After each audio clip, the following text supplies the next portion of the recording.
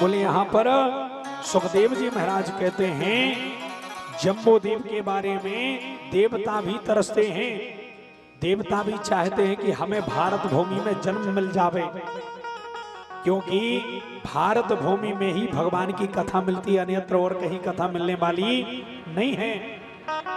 और जो भगवान का भक्त होता वो तो यह कहता है नयत्र वैकुंठ कथा सुधा पगा न साधवो भागवता तदाश्रया नयत्र यज्ञ सखा महोत्सव। ये प्रभु जहां पर आपकी कथा ना मिले, जहां पर आपकी भागवत ना मिले और जहां पर आपका भजन ना कर सके, वो चाहे वैकुंठ भी हो गए, हमें उससे कोई मतलब नहीं है, क्योंकि ये कथा सब जगह सुलभ नहीं है। वैकुंठ में केवल लक्ष्मी नारायण भगवान लक्ष्मी मैया को सुनाते हैं, कैलाश पर भोले बाबा पार्वती जी को सुनाते हैं, ब्रह्मलोक में ब्रह्मा जी सरस्वती जी को सुनाते हैं, अन्यत्र ये कथा नहीं मिलती है।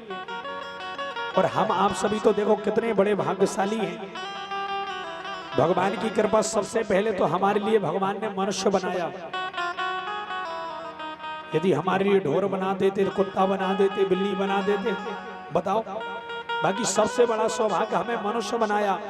और फिर उसके बाद में दूसरा सबसे बड़ा सौभाग्य हमें भारत भूमि मिली। तीसरा हमारा सबसे बड़ा सौभाग्य ये रहा, बोले भारत भूमि मिलने के बाद में हमारे लिए मध्य प्रदेश में जन्म मिला, क्योंकि मध्य प्रदेश कोई ऐसी वैसी जगह नहीं है जहां पर हमारे भगवान के गुरुदेव आए हैं। भगवान का जन्म तो यूपी में हुआ, उत्तर प्रदेश में, परंतु जिस प्रदेश में भगवान के गुरु रहे, संदीपनी जी उज्जैन नगरी में रहे, ऐसे मध्य प्रदेश में हम आप सभी पैदा हुए हैं। उसके बाद में चौथा सबसे बड़ा सौभाग्य, बोले मध्य प्रदेश के बीच में भी हम सागर में जन्म मिला, क्योंकि सागर तो ऐसा है जो भक्तों का ही शहर है।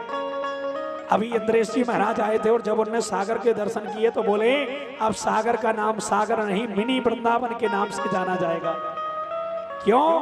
क्योंकि यहाँ के भक्तों का ऐसा प्रेम है, सागर में जो भी आता है सब समाहित हो जाता है, क्योंकि सागर तो वो है जहां पर कोई भी चीज बाकी ना रहे।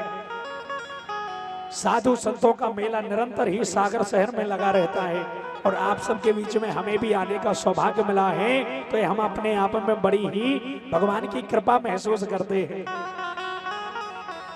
इसके बाद में बोले, उसके बाद में हमारा और बड़ा सौभाग्य क्या है?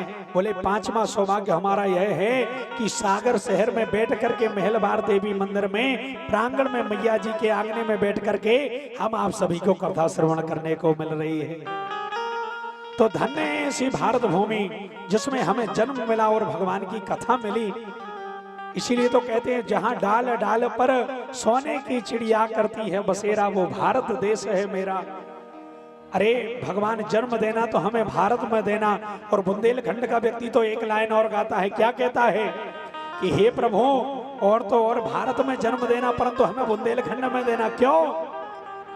क्योंकि हम भी बुंदेलखंडी ही हैं, हमारा जन्म भी बुंदेलखंड में ही हुआ है। जहां भी जाते हैं तो गर्व से कहते हैं क्या कि ऐसी माटी ना भारत के खंड खंड में, ऐसी माटी ना भारत के खंड खंड में, ओ जन्म दइयो विधाता बुंदेलखंड में, ओ जन्म दइयो विधाता बुंदेलखंड में, ओ ऐसी माटी ना भारत के खंड खंड में, ऐसी माटी ना भारत के खंड खंड में, ओ जन्म दइयो विधाता बुंदेलखंड में, जन्म दइयो विधाता बुंदेलखंड में, ओ जन्म दइयो विधाता बुंदेलखंड में, ओ जन्म दइयो विधाता बुंदेलखंड में।